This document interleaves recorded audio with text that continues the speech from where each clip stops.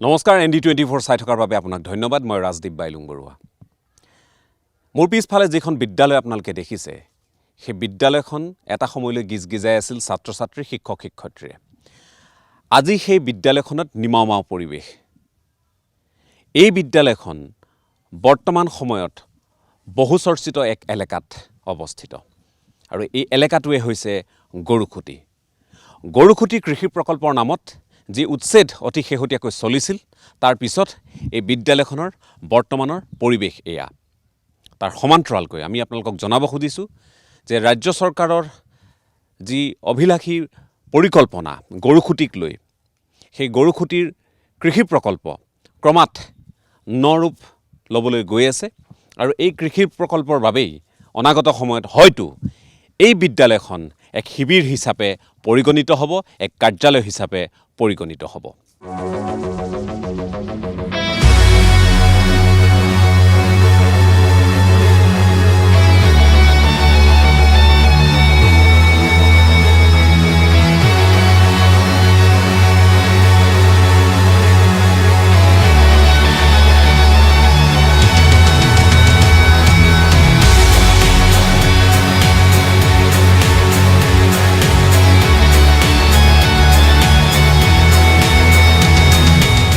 মোৰ পিছফালে যিবোৰ মানুহ আপোনালোকে দেখিছে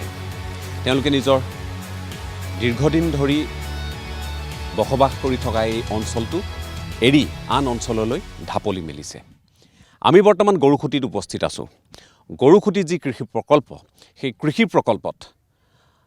নকৈ বহু কাম কাজ হৈছে কেতবোৰ নতুন বিষয় সন্নিৱিষ্ট কৰি ৰাজ্য চৰকাৰ আগবাঢ়িব খুজিছে কিন্তু এই অঞ্চলত যিসকল লোকে দীৰ্ঘদিন ধৰি বেদখল কৰি আছিল সেই লোকসকল আন প্ৰান্তলৈ তেওঁলোকে স্বেচ্ছাই গতি কৰিবলৈ আৰম্ভ কৰিছে আৰু তাৰ লগে লগে গৰুখুটিৰ কৃষি প্ৰকল্পক এক নতুন ৰূপ দিয়াৰ যিটো পৰিকল্পনা আছিল সেই পৰিকল্পনা ক্ৰমাৎ বাস্তৱায়িত হোৱাৰ দিশে আগবাঢ়িছে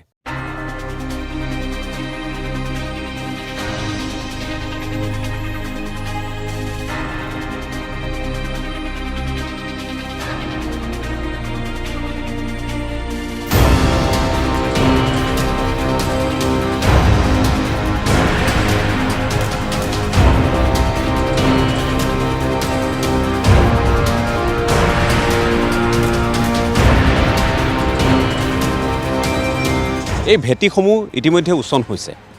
আৰু ইয়াত বিশেষকৈ আমি আপোনালোকক জনাব খুজিছোঁ যে গৰুখুটিৰ ১ নম্বৰ ঢলপুৰৰ অধীনৰ এই যিটো অঞ্চল আছে এই অঞ্চলটোত ব্যাপক হাৰত চৰকাৰী ভূমিত যি বেদখল হৈছিল তাৰ পিছত এওঁলোকক ইতিমধ্যে উচ্ছেদৰ নিৰ্দেশ প্ৰদান কৰা হৈছিল আৰু তাৰ পিছত শেহতীয়াকৈ যি পৰিস্থিতি উদ্ভৱ হৈছিল সেই পৰিস্থিতিৰ পিছত উচ্ছেদ অভিযান স্থগিত হৈ আছিল এতিয়া এই অঞ্চলত বসবাস কৰা লোকসকলে স্বেচ্ছাই অঞ্চল ত্যাগ কৰিবলৈ আৰম্ভ কৰিছে এই ভেটিসমূহত যি তেওঁলোকৰ ঘৰ দুৱাৰ আছিল যি ব্যৱস্থা আছিল এই সকলো সামৰি সুতৰি তেওঁলোকে এই অঞ্চলৰ পৰা নাতি দূৰত থকা আন এটা অঞ্চললৈ তেওঁলোকে ঢাপলি মেলিছে আৰু আপোনালোকে মন কৰিছে যে ইয়াত বিশেষকৈ ট্ৰেক্টৰেৰে তেওঁলোকৰ সা সামগ্ৰীসমূহ কঢ়িওৱাৰ ক্ষেত্ৰত ইয়াৰ প্ৰকল্পৰ সৈতে জড়িত লোকসকলে যৎপূৰ্ণাস্তি তেওঁলোকক সহায় সহযোগিতা আগবঢ়াইছে আমি তেওঁলোকৰ সৈতে কিছু কথা পাতিবলৈ যত্ন কৰিম কাৰণ দীৰ্ঘ সময় ধৰি তেওঁলোকে এই অঞ্চলটোত বেদখল কৰি নিজৰ বসতি স্থাপন কৰি ল'ৰা ছোৱালীকো স্কুলত পঢ়ুৱাইছিল আৰু নিজেও খেতি বাতি কৰি অঞ্চলটোত দীৰ্ঘ সময় তেওঁলোকৰ দখল অব্যাহত ৰাখিছিল আজিৰ তাৰিখত তেওঁলোকে চৰকাৰৰ যি কৃষি প্ৰকল্প এই কৃষি প্ৰকল্পৰ বাবে মাটি যিহেতু তেওঁলোকে এৰি দিব লাগিব আৰু এই অঞ্চলসমূহ যিহেতু চৰকাৰী ভূমি বুলি ইতিমধ্যে কৈ অহা হৈছে তাৰপিছত তেওঁলোকে আন অঞ্চললৈ ঢাপলি মেলিছে আমি সুধিব খুজিম ক'লৈ যাব এতিয়া আপোনালোক আমাক তাৰমানে এই নদীৰ সিপাৰ দিছে জানৰ সিপাৰ দিছে যে তোমালোকে সিপাৰ যা এতিয়া আপোনালোক তাত থাকিব এতিয়া তাতেই থাকিব লাগিব তাতে পানী বহুত হয় তাতে এতিয়া ল'ৰা ছোৱালী থাকিম কেনেকৈ সেইটোৱে ভাবি আছোঁ আমি কিন্তু এতিয়া আপোনালোকৰ অৰিজিনেল ঘৰ ক'ত আছিল এই মাইঙত আছিল আগত মায়ঙৰ পৰা আহিছিল মাইঙৰ পৰা আহিছিল নদীয়ে ভাঙিলা তাৰপৰা তাৰমানে ইয়াতে আকৌ মাটি আমি কিনি লৈছিলোঁ চৰকাৰী ভূমি বুলি গম পোৱা নাছিল নাই আমি চৰকাৰী ভূমি বুলি গম পোৱা নাছিলোঁ এতিয়া আপোনালোক যাবগৈ তাই সিপাৰলৈ যাবগৈ এই হোতাৰ সিপাৰে দিছে আমাক এই তাতে মায়ঙৰ পৰা আপোনালোকক কোনে বহুৱাইছিলে কোনে ইয়াত ইয়াতে যেমন খানোয়াৰ মানুহগিলা মাটি তাৰমানে আছিল সিহঁতো এগুলা বিক্ৰি কৰছে বিক্ৰি কৰি মানে একজন দুজন আমি তাৰমানে মানুহ পাইছিলোঁ আগত আহি তাৰ মাজত তাৰমানে কিমান বছৰ থাকিলে ইয়াত কিমান বছৰ 30 বছৰ মান হয় আহিছোঁ আমাৰ এইগিলা ল'ৰা ছোৱালী জন্ম ইয়াতে লেখাপঢ়া কৰি আছে তেতিয়াৰ পৰা আমি ইয়াতে আহিছোঁ এইটো ভিতৰতে জন্ম এতিয়া সিফালেও বিদ্যালয় থাকিব আপোনালোকৰ স্কুল সিফালেও হ'ব আছে তাতে স্কুল স্কুল এতিয়া এইগিলাৰ স্কুল নাই আচ্ছা এতিয়া এটা কথা কওক এতিয়া আপোনালোকে এতিয়া লাহে লাহে এৰি দিছে সকলোৱে খালী কৰিছে কোনো হুলস্থুল নাই এতিয়া হুলস্থুল কৰা নাই ঠিক আছে মই জানিব খুজিম বাকীসকলৰ পৰা যে এই অঞ্চলটোৰ পৰা আমি কৈছোঁৱে যে স্বেচ্ছাই তেওঁলোকে আঁতৰিছে আৰু তেওঁলোকক যিহেতু ইফাললৈ যাবলৈ কোৱা হ'ল তাৰপিছত কোনো বলপূৰ্বক ইয়াত উচ্ছেদ চলা নাই অৱশ্যে সেই সময়ৰ যি পৰিৱেশ পৰিস্থিতি আপোনালোক সকলোৱে অৱগত সেই কথাখিনি আকৌ আমি দোহাৰিব খোজা নাই মই আপোনাক সুধিব খুজিছোঁ এতিয়া সিপাৰলৈ যাব না আমাৰ ঘৰ হলো হালমাৰাত হলমাৰা কিন্তু আমি প্ৰযোজত পড়িছোঁ কিন্তু আমাৰ সৰকাৰেৰ পৰা যেটো কমসে কম নোটিশ দিব লাগছিল এতিয়া নটিচ বাৰু সেইখিনি হৈছিল নহয় তেতিয়া না দিয়া নাই আমাক দিয়া নাই এইফালেও দিয়া নাই কিন্তু এতিয়া আপোনালোকে সহযোগিতা আগবঢ়াইছে এতিয়া আপোনালোকে ঘৰ দুৱাৰ নিজেই ভাঙি আঁতৰি গৈছে এতিয়া আৰু পুলিচৰ আৰক্ষীৰ কাৰণে আমি থাকিব নোৱাৰো হৈ গৈছে এতিয়া কি কৰিম আৰু সেইটো কাৰণে আপুনি যাই আছোঁ আপুনি এতিয়া যাবগৈ তাত থাকিবগৈ তাত এতিয়া যেনেকা পৰিবেষ্টি হৈছে তাততো পানী আহে তাত আত্মা থাকে পানী আপোনালোক অৰিজিনেল ক'ৰ আছিল আমি ইয়াতে জন্ম হৈছে আমাৰ বাবা ইয়াতে জন্ম হৈছে এনেই আমাৰ বাবাৰ যে দেউতা আছিল সি আছিল বৰপেটাত তাৰ পৰা গৰাঘাৰী লৈ গ'ল আমি আকৌ আছিলোঁ কিৰাঘাটাত কিৰাঘাটা আকৌ গৰাঘাৰী লৈ গ'ল এটা আকৌ আমাৰ এই খানোৱাৰ মানুহকেইটা এই মাটিখিনি বিক্ৰী কৰি গৈছে আৰু মোক দি গৈছে এই পইচা পাতি দি পেলাই মই কিনিছোঁ সেইটো দলিলো আছে সিহঁতৰ যাৰ পৰা কিনি লৈছোঁ আমি ইয়াত এটা খেলি মেলি হৈ গ'ল যি কি নহওক এই অঞ্চলৰ যিসকল লোক বৰ্তমান আজিৰ তাৰিখত যিসকল লোকে ইয়াত আধিপত্য বিস্তাৰ কৰি আছিল তেওঁলোকৰ ভেটি এতিয়া নোহোৱা হৈছে ভেটি এক প্ৰকাৰ উচন হৈছে বুলি ক'লেও অত্যুক্তি কৰা নহ'ব তেওঁলোকে এই অঞ্চল এৰিব লাগিব আৰু অঞ্চল এৰি তেওঁলোকে নিকটৱৰ্তী আন এটা এলেকালৈ তেওঁলোকে ঢাপলি মেলিছে যি ঠাইত তেওঁলোকক সংস্থাপিত কৰাৰ কথা সংস্থাপিত অৰ্থাৎ অস্থায়ীভাৱে তেওঁলোক তাত সংস্থাপিত হ'ব আৰু কোনো বলপূৰ্বক উচ্ছেদ ইত্যাদি ইয়াত এই মুহূৰ্তত আমি অৱশ্যেই দেখিবলৈ পোৱা নাই কিন্তু গৰুখুটি যি কৃষি প্ৰকল্প এই কৃষি প্ৰকল্পৰ কাম কোন দিশে অগ্ৰসৰ হৈছে আৰু কেনেধৰণে ইয়াত পৰিকল্পনা যুগুত কৰা হৈছে এই সকলোখিনি কথা পতাৰ পূৰ্বে আমি এওঁলোকৰ কিছু মনৰ কথাও জানিবলৈ যত্ন কৰিছোঁ যে এই লোকসকলে তেওঁলোকে স্বেচ্ছাই সহযোগিতা আগবঢ়াইছে নে তেওঁলোকক নিতৌ ভয় ভাবুকি ইত্যাদি প্ৰদান কৰা হৈছে সকলোখিনি কথা আমি জানিবলৈ যত্ন কৰিছোঁ কিন্তু তেওঁলোকে কৈছে যে অকণমান তেওঁলোকৰ ওপৰত চাপ আছে আৰু লাহে লাহে যিহেতু অঞ্চল খালী কৰিব লাগিবই গতিকে তেওঁলোকে ইতিমধ্যে এই ধৰণে তেওঁলোকে ট্ৰেক্টৰত সামগ্ৰী বোজাই কৰি নিজৰ সকলো পুৰণি ভেটি তেওঁলোকে এৰি এতিয়া আন ঠাইলৈ ঢাপলি মেলিব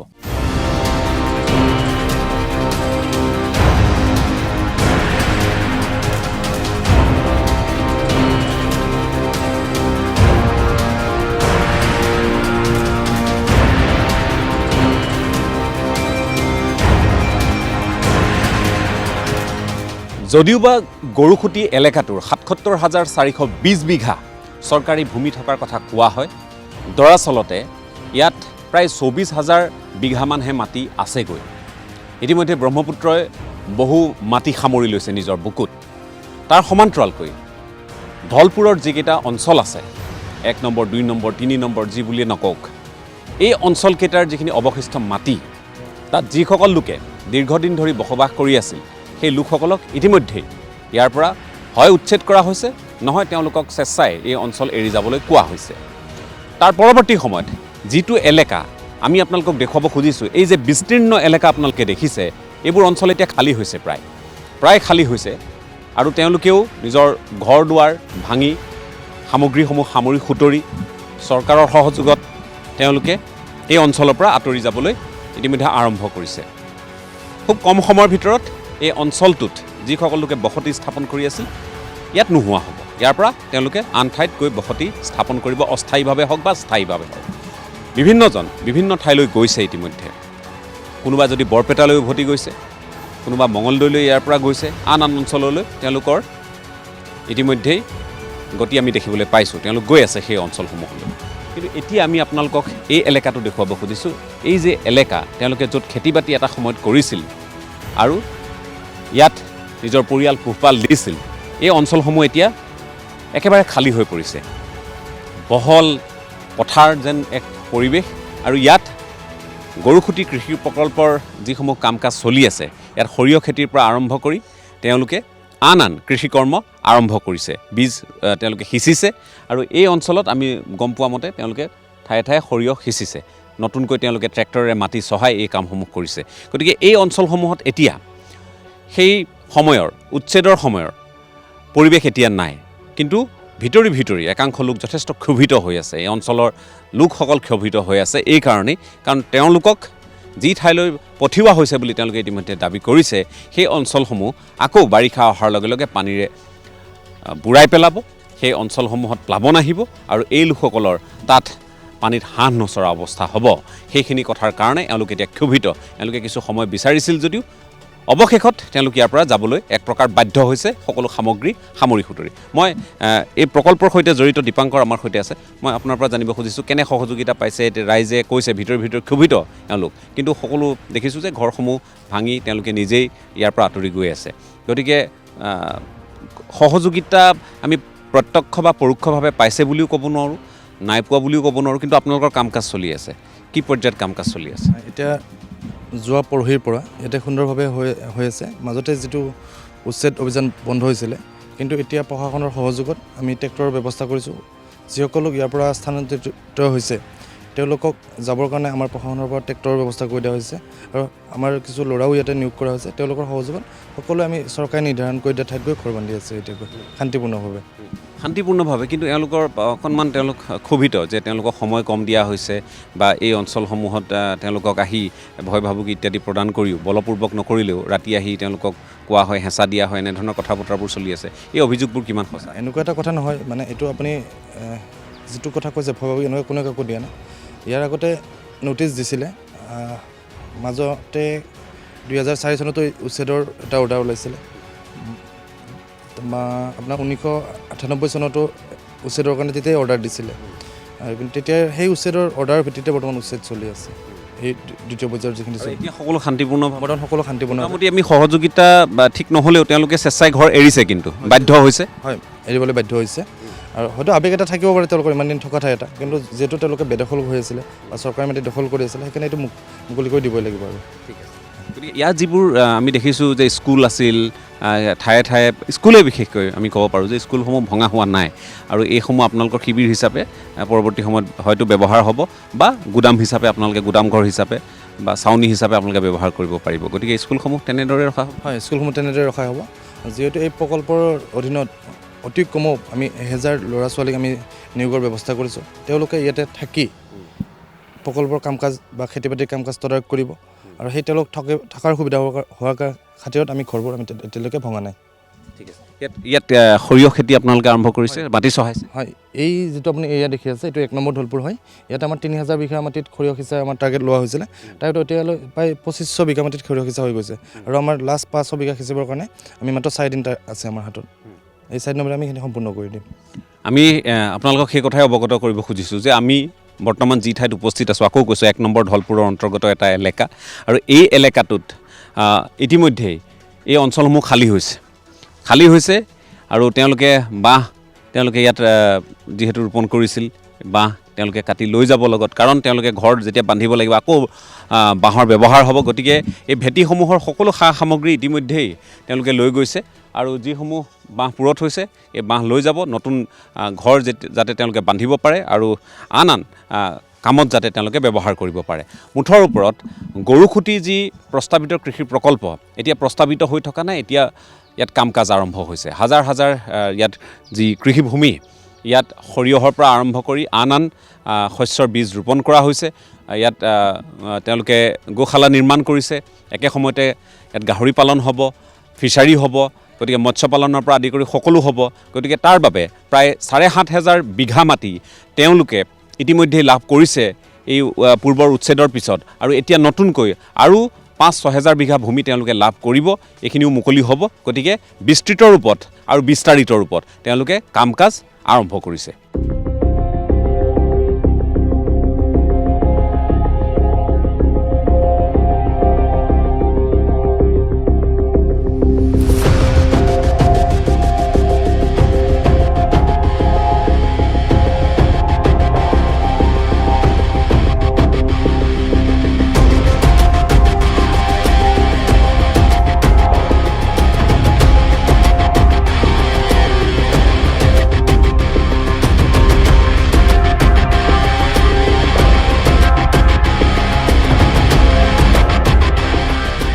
প্ৰায় 3 সহস্ৰাধিক লোকক উচ্ছেদ কৰাৰ পাছত গৰুখুটিত বৰ্তমান কি চলি আছে সেই কথাখিনি জনাৰ মানসেৰে আমি গৰুখুটি কৃষি প্ৰকল্পত আহি উপস্থিত হৈছোঁ আৰু আপোনালোকক দেখুৱাব খুজিছোঁ যে ইয়াত ইতিমধ্যে JCB আৰু পৰ্কলেণ্ড ব্যৱহাৰ কৰি ইতিমধ্যেই ইয়াত ফিছাৰী খনন কৰি থকা হৈছে, লগতে ইয়াত ভেটি নিৰ্মাণ কৰি থকা হৈছে আৰু সমান্তৰালভাৱে আপোনালোকে দেখিছে যে ইয়াত গোশালা নিৰ্মাণ কৰি থকা হৈছে। গিৰ গাই আহিব অতি কমেও 2000। ইতিমধ্যে এই গৰুখুটি প্ৰকল্পৰ আৰু লগতে এই ঠাই সম্পূৰ্ণৰূপে বেদখলমুক্ত কৰি ইয়াত কৃষিৰ উপযোগী কৰাৰ লগতে আন আন প্ৰকল্পসমূহ চোৱা চিতা কৰাৰ বাবে যিখন সমিতি গঠন কৰা হৈছিল, যি সমিতিৰ অধ্যক্ষ হিচাপে পদ্ম হাজৰিকাক কেবিনেট মৰ্যাদা দি ইয়াত নিয়োগ কৰা হৈছিল। পদ্ম হাজৰিকা ডাঙৰীয়া আমাৰ সৈতে আজি আছে। আমি তেখেতৰ সৈতে কথা পাতিবলৈ যত্ন কৰিম যে প্ৰকল্প নিতৌ চোৱা চিতা কৰা, ইয়াৰ অগ্ৰগতিৰ বুজ লোৱাৰ লগতে ভৱিষ্যত পৰিকল্পনাখিনি যুগুত কৰাৰ বাবে পদ্ম হাজৰিকা ডাঙৰীয়া নিতৌ ইয়ালৈ আহে। অতি শেহতীয়াকৈ তেখেত গুজৰাটলৈ গৈছিল। গুজৰাটৰ পৰা গিৰ গাই আনিব অতি কমেও 2000 আৰু এই 2000 গিৰ গাই ৰখাৰ বাবে ইয়াৰ প্ৰথম যিটো গোশালা ইতিমধ্যে আপোনালোকে দেখিছে ইয়াত নিৰ্মাণ কৰা হৈছে। ইয়াত প্ৰায় 100 মান গিৰ গাই হয়তো থাকিব পাৰিব আৰু সম্প্ৰসাৰণ হ'ব, আগলৈকে যাব। ভেটি নিৰ্মাণ কৰি থকা হৈছে আৰু ইয়াত পুখুৰী খান্দি থকা হৈছে যাতে মৎস্য পালন কৰিব পৰা যায়। আৰু আগলৈ আমি আপোনালোকক দেখুৱাম যে গাহৰি পালন বা লগতে আন আন যিসমূহ কৃষিকৰ্ম হ'ব সেইখিনি সন্দৰ্ভতো আমি কিছু কথা বুজ ল'বলৈ যত্ন কৰিম। পদ্ম হাজৰিকা ডাঙৰীয়া আমাৰ মাজত আছে। মই যিহেতু আজি আহিছিলোঁ আমি যে কেনেধৰণৰ অগ্ৰগতি হৈছে কাম কাজখিনি, কেনেধৰণে আগবাঢ়িছে কথাখিনি বুজ লোৱাৰ মানসেৰে। এতিয়া আমি দেখিছোঁ যে ইয়াত ফিছাৰী খনন কৰি থকা হৈছে, পুখুৰী খনন হৈছে, গোশালা নিৰ্মাণ কৰি থকা হৈছে, গাহৰিৰ পালনৰ বাবেও দিহা কৰা হৈছে, সৰিয়হ ইতিমধ্যে আপোনালোকে বীজ সিঁচিছে। গতিকে কেনেধৰণৰ অগ্ৰগতি হৈছে আৰু কিমান দিনৰ ভিতৰত এই গোটেই কথাবোৰ আমি পৰিণত ৰূপত দেখিবলৈ পাম? হয়, এইটো আমি যেতিয়া চৰকাৰে দায়িত্ব অৰ্পণ কৰিছে আমাৰ কমিটিখনৰ, তেতিয়াৰ পৰা আমি পৰিকল্পনা কৰিছোঁ যে আমাৰ কৃষি কৰ্ম যিখিনি কৰিবলৈ লোৱাইছে, সৰিয়হ, মাহ, তিল সেইখিনিতো পেলোৱা হৈছে, আপোনালোকে দেখিছে। তাৰপিছত মাছ, মাংস, গাখীৰ উৎপাদনৰ কাৰণে তেনেকৈ পৰিকল্পনা কৰা হৈছে যে মুখ্যমন্ত্ৰী ডাঙৰীয়াই যিখিনি আমাক বাজেটত ধন ধাৰ্য কৰি দিছে আৰু তাৰে কি কৰিব পৰা যায় এই কথাখিনি মই যিহেতু কন্যাকা ফাৰ্মত কিছু কাম কৰি আছোঁ, তাৰ আৰ্হিতে তেখেতে আহ্বান জনাইছিল যে গৰুখুটি ফাৰ্ম এই মাটিখিনিও আপুনি তেনেকৈ কামত লগাওক। আৰু সেইমতে আমাৰ সাংসদ দিলীপ শইকীয়া ডাঙৰীয়া, মৃণাল শইকীয়া ডাঙৰীয়া বিধায়ক, ইয়াৰ স্থানীয় বিধায়ক ডাক্তৰ পৰমা ৰাজবংশী ডাঙৰীয়া, গতিকে আমি কেউজনে আমাৰ বিভিন্ন ডিপাৰ্টমেণ্টৰ লগত কথা পাতিছোঁ। এতিয়া ভেটেনেৰি ডিপাৰ্টমেণ্টৰ লগত কথা বতৰা পাতি গৌশালাটো আচলতে আমি কিমান ওখ কৰিব লাগিব, ইয়াত যিহেতু ল' লেণ্ড ফিল আপ কৰিব লগা হৈছে, আপোনালোকে দেখিছে কেনেকৈ ফকলেণ্ডে কাম কৰি আছে, যে আমি যথেষ্ট ওখ কৰি পেলাই এতিয়া গৌশালা আমি প্ৰায় 200 গৰু ৰাখিব পৰাকৈ প্ৰায় প্ৰস্তুত হ'ব এসপ্তাহৰ ভিতৰত। এতিয়া আমাৰ টাৰ্গেট আছে 2000, যে 2000 গাই, গিৰ গাই আমি গুজৰাটত মই নিজেও গৈ আহিছোঁ আৰু এসপ্তাহতে গুজৰাটৰ পৰা ইয়াত 200 গিৰ গাই আহি পাবহি। আৰু ঠিক তেনেকৈ আমি গাহৰি পালন কৰিবৰ কাৰণে এই ৰাস্তাৰ এই ছাইডটো আমি গো পালন কৰিবৰ কাৰণে আমি ঠিক কৰিছোঁ। ইপিনে ঠিক তেনেকৈ আকৌ ইপিনে প্ৰায় 1.5 কিলোমিটাৰ আমি ফিছাৰীৰ কাষতে গাহৰি পালন কৰিবৰ কাৰণে, ছাগলী পালন কৰিবৰ কাৰণে, হাঁহ কুকুৰা পালন কৰিবৰ কাৰণে, গতিকে গোটেই পৰিকল্পনাটো তেনেধৰণে কৰা হৈছে। আৰু ইয়াত আমাৰ ল'ৰা ছোৱালী আপোনালোকে এটা ভাল পাব বা ময়ো নিজেও গৌৰৱান্বিত যে ইয়াত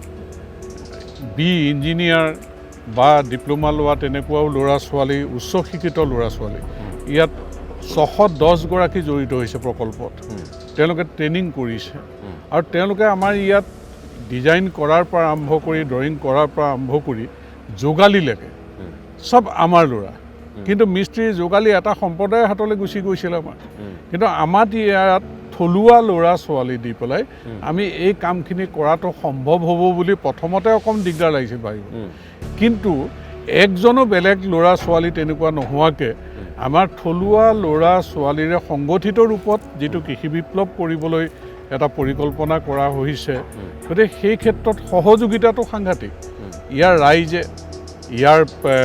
যিখিনি চিন্তাশীল ব্যক্তি আছে ইয়াৰ সাংবাদিক যিসকল আছে ইয়াত আমাৰ যুৱক যুৱতীয়ে এটা সুন্দৰ পৰিৱেশত আমি আচলতে কৰ্মসংস্কৃতি ইয়াত মাজেৰে আগবাঢ়ি যাবলৈ সক্ষম হৈছোঁ শৃংখলাবদ্ধভাৱে সংগঠিত ৰূপত আচলতে বজাৰখন দখল কৰিবৰ কাৰণে আমি কৃষি বিপ্লৱ আমি মাছ মাংস গাখীৰ উৎপাদন কৰিবৰ কাৰণে আপোনালোকে দেখিছে যে ইয়াত 15জন ল'ৰা কালিলৈ গুজৰাটলৈ যাব ট্ৰেইনিং ল'বৰ কাৰণে গো পালনৰ কাৰণে তেওঁলোকে আহিব আকৌ নেক্সট 15জনত 6জনী ছোৱালী 9জন ল'ৰা যাব গতিকে 30জন ল'ৰা ছোৱালীয়ে ট্ৰেইনিং লৈ আহি গো পালন আৰু ঠিক তেনেকৈ আনুষংগিক দিশসমূহ আমি এতিয়া কথা পাতি আছোঁ যে হায়দৰাবাদতো তেনেকৈ ফিচাৰী ট্ৰেইনিং ল'বৰ কাৰণে গতিকে মাছ মাংস গাখীৰ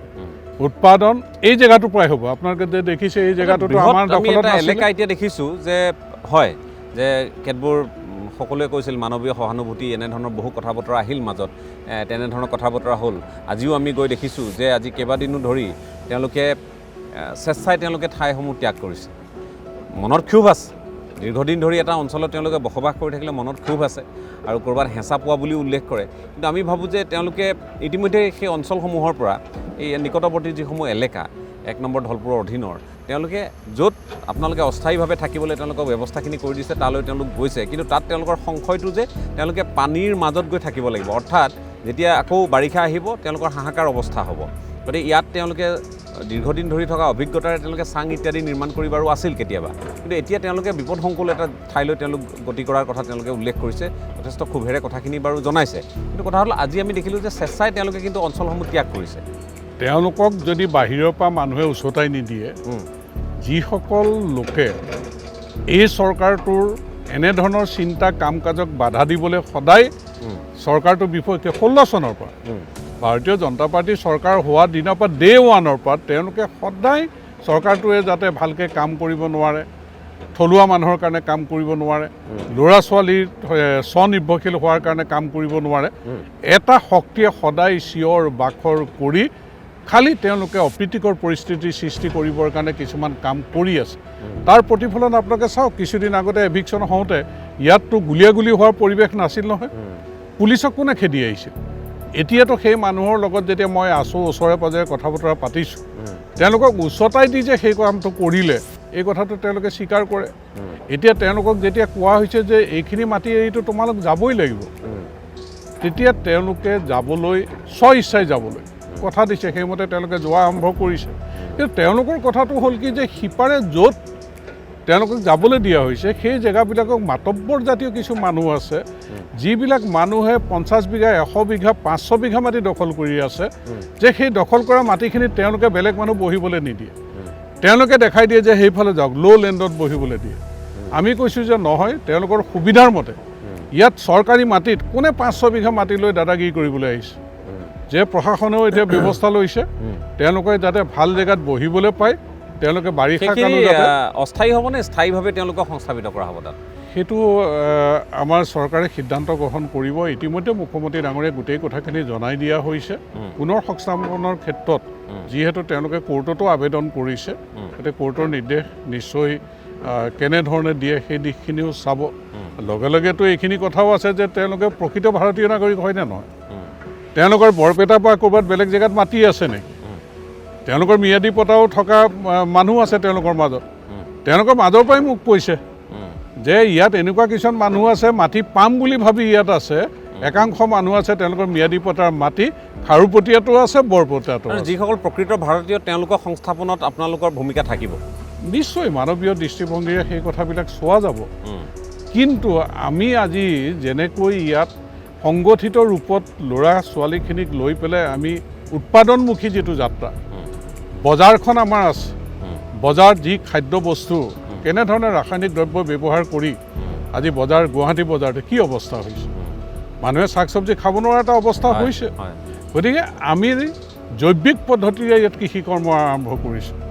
গতিকে আমি খাদ্যৰ উপযোগী বস্তু ইয়াত উৎপাদন কৰিম। ইয়াৰ গাখীৰ, ইয়াৰ মাছ, ইয়াৰ মাংসই গুৱাহাটী বজাৰ দখল কৰিব, আৰু তাৰ কাৰণে এই যাত্ৰা আমি কৰিম। আমি যিহেতু অকণমান আগবাঢ়ি যাওঁ, কথা হ'ল যে আমি মন কৰিছোঁ যে দুই এগৰাকী সেই অঞ্চলৰ, এই অঞ্চলত এটা সময়ত তেওঁলোকৰ মাটি বেদখল কৰি থকা মানুহ বুলিয়ে মই কৈছোঁ, যিহেতু অঞ্চলটোত উচ্ছেদ চলিছে। এই মাটি বেদখল কৰি থকা মানুহৰ একাংশই তেওঁলোকে আপোনালোককো সহযোগ কৰি আপোনালোকৰ এই মিছনত চামিল হোৱা আমি দুই এগৰাকীক লগ পাইছোঁ, দেখিছোঁ। গতিকে সেইসকলকো আপোনালোকে সামৰি ল'ব লগত। নিশ্চয় আমি চাই আছোঁ, কাৰণ আমিওতো কিছুমান কথাত সাৱধান হ'ব লগা হৈছে যে ইয়াত কেনেধৰণে যে ভাবুকিটো আহিছে। ইয়াতো এনেকুৱাও কথা ক'বলৈ যায় অল কায়দা আহিব, কিবা আহিব, এইবিলাকতো ক'বলৈ পোৱা যায়। গতিকে আমি নিজৰ ছিকিউৰিটি বা এই গোটেই কথাখিনি চাই ল'ব লাগিব। তেওঁলোকৰ লগত আমি নিশ্চয় সহযোগিতা তেওঁলোকৰ আমি ল'ম, কিন্তু এই দিশটো চাব লগা আছে যে তেওঁলোকৰ যোগেদি কোনোবাই আকৌ তেনেকুৱা ধৰণৰ চিন্তাও কৰিব পাৰে নেকি। তেওঁলোকক আমি এইখিনি কথা মুকলিকৈ কৈছোঁ যে তোমালোকৰ সহযোগিতা লাগিব, তোমালোকে ইয়াত নিশ্চয় এই প্ৰকল্পত সুবিধা পাবা, কিন্তু লগে লগে কিছু কথা আমি চাব লগা আছে, সেই দিশবিলাকো চাব লাগিব। বোলো ইয়াত যদি তোমালোকক কোনোবাই কৈ আছে অল কায়দা চলিব, মইতো চিধা চিধি কৈছোঁ যে ইয়াত যি কায়দা চলিব অসম কায়দা চলিব, অল কায়দা চল কায়দা ইয়াত নচলে। গতিকে তোমালোকে ইয়াত থাকিলে ইয়াৰ কথা চিন্তা কৰা, অসম মাতৃভূমিৰ কথা চিন্তা কৰা, আৰু তোমালোক যদি বৈধ নাগৰিক নিশ্চয় তোমালোকে এটা দিনত গুৰুত্ব পাবা। কিন্তু আজিৰ দিনটোত এই কথাটো আমি নিশ্চিতকৈ ক'ব নোৱাৰোঁ যে তোমালোকক লৈ আমি এনেকৈ আগবাঢ়িম বুলি, কাৰণ তোমালোকৰ গোটেই কথা বতৰাবিলাক আমি চাই চিতি ল'ব লাগিব। কাৰণ তোমালোকে যদি আৰু ইণ্ডিয়া পাকিস্তানৰ খেলা হ'লে ইণ্ডিয়া হাৰিলে পাকিস্তান জিকিলে যদি বম ফুটোৱা মানসিকতা হয়, তোমালোকৰ লগত আমি কেনেকৈ কাম কৰিম, কেনেকৈ লগত ল'ম তোমালোকক,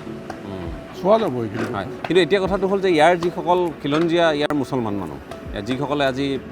পূৰ্বৰে পৰা প্ৰত্যেকটো দিশত তেওঁলোকৰ সহযোগিতা, প্ৰত্যেকটো দিশত তেওঁলোকৰ ভূমিকা আমি দেখিবলৈ পাইছোঁ, জড়িত হোৱা দেখিবলৈ পাইছোঁ, সেইসকল লোক আছে আপোনালোকৰ লগত? সেইসকল লোক আছে, কাৰণ ইয়াত এওঁলোকৰ বেদখলৰ এগেইনষ্টত ইয়াত থলুৱা ইছলাম ধৰ্মৰ মানুহেতো কোৰ্ট কেছ পৰ্যন্ত কৰিছে। এই খানুৱা গাঁওখনৰ পৰা মানে কোবাদ আলীয়েতো কোৰ্ট কেছ পৰ্যন্ত কৰিছে, ইয়াত তেওঁলোকে আন্দোলন কৰিছে। গতিকে ইয়াৰ এই যে যিসকল সন্দেহজনক মানুহে মাটি জাহা তাহা বেদখল কৰিছিল, ইয়াত 6 বছৰীয়া অস্তিত্ব ৰক্ষা আন্দোলনত কোৱা মতে 18জন আমাৰ শ্বহীদ হৈছিলে। তো এই কথাবিলাক আমি মাটি কেনেকৈ এৰি থৈ গুচি যাব লগা হৈছিল। ইয়াত যেতিয়া সিদিনা আমি ভাগৱত পাঠ কৰিছোঁ উচ্ছেদিত জেগাত, তেতিয়া বয়সস্থ মানুহে চকুলো টুকি আনন্দৰ চকুলো যে এইখিনি মাটিত আমি খেতি কৰিছোঁ, এই মাটিত যে আজি ভাগৱত পাঠ কৰি হৰিনাম ল'বলৈ পাম, মানে আৱেগিক হৈ গৈছে কৰি আমি মানে কল্পনাৰ বাহিৰত আছিল যে তোমালোকৰ চৰকাৰে,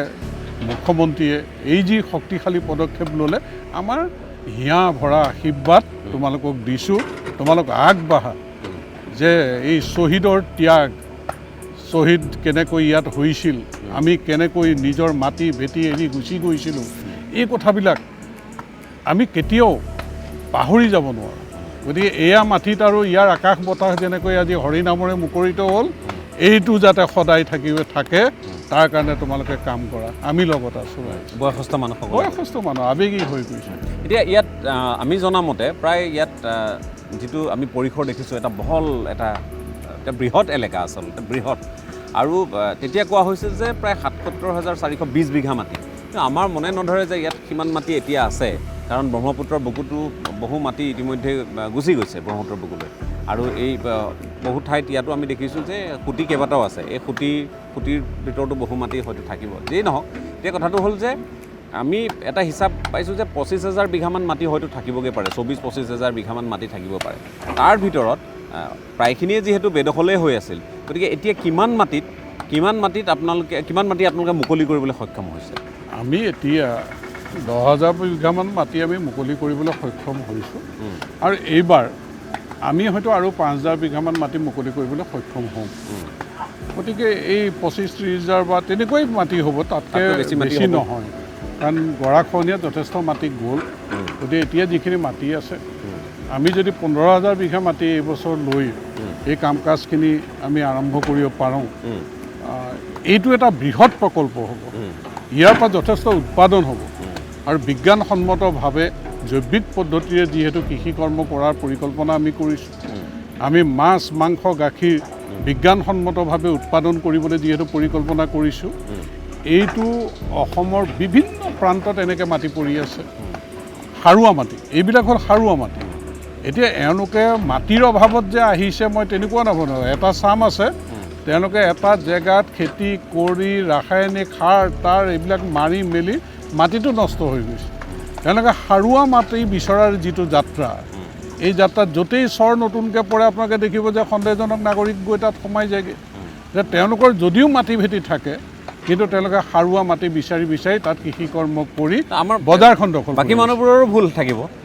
যিখিনি মানুহে যদি আমি তেওঁলোককে সদায় দায়ী কৰি থাকোঁ, কিন্তু আমাৰ ভুলটো হৈছে যে আমি এই মাটিবোৰ আমি ধৰি ৰাখিব নোৱাৰোঁ। আমি কি কৰোঁ, আমাৰ মাটি আছিল, চৰটো ওলাইছে, আমি গৈ চালোগৈ মাটি আহিছে, তেতিয়া দেখিলোঁ যে কেইঘৰমান মানুহ তাত দেখোন তাত চালি কৰি বহিছে। আমি লগে লগে গৈ আমাৰ মানুহে বন্দবস্তহে কৰে, এইখিনিৰ পৰা একদম 30 বিঘা মাটি মোৰ, গতিকে তহঁতে যদি 30,000 টকা দিব পাৰ তেতিয়াহ'লে খেতি কৰ। গতিকে বিঘা 1,000কৈ দি পেলাই আমি বহি আছোঁ, আৰু তাৰপিছত দেখিছোঁ যে তাতে 300 ঘৰ হ'ল। গতিকে এই বস্তুবিলাক তাৰপিছত সেই 1,000 টকাও নাপায়। ইয়াতে আছিল, আমি যে এতিয়া ঘৰ বনাই আছোঁ এইখিনি গৰু ম'হ চৰিবৰ কাৰণে, বিশাল গৰু ম'হ আছিলে, চৰিবৰ কাৰণে বোলে মাহে 1,000কৈ দিছিলে। এই য'ত আমি থিয় হৈ আছোঁ, এইবিলাক মাটিটো এতিয়া আমাৰ দখললৈ আনিছে। এইবিলাক মাটিত এতিয়া গৌশালা আমাৰ হ'ব, আমি গাখীৰ উৎপাদন ইয়াত কৰিম। গতিকে এই কামখিনি তেওঁলোকে কৰি আছিলতো ইমান দিন। যিকি নহওক, আমি আৰু কথা পাতিম, প্ৰকল্পৰ বাকী যিসমূহ দিশ আমি চাম আৰু তেখেতৰ সৈতে আমি কথা পাতিম। পদ্ম হাজৰিকা ডাঙৰীয়া আমাৰ সৈতে থাকিব। আচলতে আমি এটা যে আন্তঃৰাষ্ট্ৰীয় পৰ্যায়ত এই গোটেই কথাবোৰ যে আলোচনা হ'ল, তাৰ লগতে অসমৰ মান সন্মান সকলোখিনি নষ্ট কৰাৰ এটা গভীৰ ষড়যন্ত্ৰত একাংশ লোক লিপ্ত হ'ল। অসমীয়াক জেনোফবিক সজোৱাৰ পৰা আৰম্ভ কৰি বিভিন্ন ধৰণে। অৱশ্যে এটা কথাও ঠিক যে চৰকাৰৰ ভূমিকাক লৈ ৰাইজৰ যথেষ্ট ক্ষোভ আছিল, ক'বলগীয়া আছিল। গতিকে চৰকাৰক সমালোচনা কৰিছে। চৰকাৰক সমালোচনা কৰাটো কথাটো এটা পৃথক বিষয়। গণতান্ত্ৰিক এখন দেশত সেইখিনি সমালোচনা থাকিব, কিন্তু জাতিটোক ক'ৰবাত অপমানিত কৰা হ'ল নেকি বা অপমানিত হ'বলৈ এৰি দিয়া হ'ল নেকি, এই কথা বতৰাবোৰৰ বহু আলোচনা বিলোচনা অতি শেহতীয়া সময়ছোৱাত হৈছে। কিন্তু আজি আমি গৰুখুটিলৈ আহিছিলোঁ কাৰণ চৰকাৰে অংগীকাৰ কৰিছিল যে এই প্ৰকল্প বৃহৎ পৰিসৰত তেওঁলোকে গঢ়ি তুলিব, আৰু তাৰ প্ৰাৰম্ভিক কাম কাজ কি হৈছে, কি পৰ্যায়ত চলি আছে, তেওঁলোকৰ অগ্ৰগতি, এই সকলোখিনি কথাৰ বুজ লোৱাৰ মানসেৰে আমি যিহেতু ইয়াত উপস্থিত হৈছোঁ, আমি আপোনালোকক দেখুৱাইছোঁ যে ইয়াত সকলো এই অঞ্চলৰ লোক, যিসকল একেবাৰে থলুৱা লোক আৰু উচ্চ শিক্ষিত আৰু কাৰিকৰী দিশত শিক্ষিত যিসকল আমাৰ যুৱক যুৱতী আছে, তেওঁলোক ইয়াত নিয়োজিত হৈছে। তেওঁলোকে ইয়াত এই গৌশালা নিৰ্মাণ কৰি আছে, ইয়াত এই ভেটি নিৰ্মাণ হৈছে। ইয়াত 100 পৰা 200 গাই ইয়াত ৰাখিব পৰা যাব, গিৰ গাই ইয়াত ৰাখিব পৰা যাব। গতিকে গুজৰাটলৈ পদ্ম হাজৰিকা ডাঙৰীয়া গৈছিল। এই সকলোখিনি কথা সামৰি যিহেতু আজিৰ এই অনুষ্ঠান, আপোনালোকে গৰুখুটিত পৰৱৰ্তী সময়তনো কি হৈ আছে আপোনালোকৰ নিশ্চয় জানিবলৈ মন গৈ আছে। সেয়েহে আমাৰো ইচ্ছা আছিল যে কি হৈ আছে চাবলৈ। গতিকে আজি আহি ইয়াত উপস্থিত হৈছোঁ। গৰুখুটি প্ৰকল্পত কি কাম হৈ আছে, কি পৰ্যায়ত হৈ আছে, এই অগ্ৰগতিখিনি অকণমান বুজ লোৱাৰ কাৰণে আহি উপস্থিত হৈছিলোঁ। আমাৰ লগত যিহেতু পদ্ম হাজৰিকা ডাঙৰীয়া আছে আৰু তেখেতেও অগ্ৰগতিৰ খতিয়ান দাঙি ধৰিছে ইতিমধ্যে। মই আকৌ আপোনাৰ কাষলৈ আহিছোঁ। ইতিমধ্যে আপুনি কৈছে যে ইয়াত ফিচাৰীৰ পৰা আৰম্ভ কৰি ইয়াত গৌশালা ইতিমধ্যে আপোনালোকে তাত নিৰ্মাণ কৰি আছে। পিছফালে আমি দেখি আছোঁ ওখকৈ ঢাপ নিৰ্মাণ কৰা হৈছে, ফিচাৰী তাৰ কাষে কাষে হ'ব, আৰু এই ঠাইবোৰত হয়তো বোধ কৰোঁ গৰুৰ কাৰণে ঘাঁহ ইত্যাদি ইয়াত ৰোপণ কৰা। আৰু লগতে আমি আৰু এটা ইয়াত কাম চলি থকা দেখিছোঁ। আৰু কি ইয়াত আপোনালোকে সংযোজন কৰিব? ইয়াত যথেষ্ট শিপিনী আছে, আৰু তেওঁলোক আমাৰ এই প্ৰকল্পটোৰ লগত জড়িত হৈছে। হয়, তেওঁলোকে কৈছে যে তেওঁলোকে হাতে বোৱা গামোচা, চাদৰ, মেখেলা এইবিলাকো কৰিব বিচাৰে। এতিয়া হেণ্ডলুমৰ লগতো আমি কথা পাতিছোঁ। মই নিজে কন্যাকাৰ পৰা 20খন শাল দিম এতিয়া, আৰু আমাৰ 27 তাৰিখে খুব সম্ভৱ মুখ্যমন্ত্ৰী অহা দিনাই এই ট্ৰেইনিং কেম্পটো আৰম্ভ হ'ব। ইয়াতে হ'ব আৰু তাৰপিছত পাৰ্মানেণ্টকৈ আমি এই ছাইডতে, এই জংঘলডৰা ছাইডতে আমি হেণ্ডলুমৰ এই প্ৰজেক্টটো ইয়াত কৰিম। ইয়াত আকৌ ইয়াত ওখকৈ ঢাপ মাৰিব লাগিব ইয়াতো মাটি ওখকৈ ঢাপ উঠাব মাৰি লাগিব, কাৰণ পানী যেনেকৈ হয়। তাত আমি বনাইছোঁ ওখকৈ ইয়াত আৰ্টফিলিং কৰি আমি ঘৰ বনাই ইয়াত হেণ্ডলুমৰ প্ৰজেক্টটো ইয়াত আমি কৰিম। ইয়াত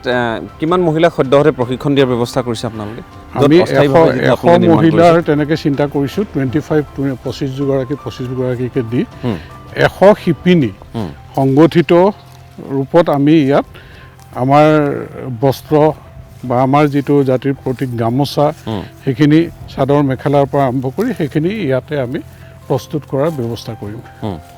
আমি লগতে দেখিছোঁ যে এই অঞ্চলটোত বিশেষকৈ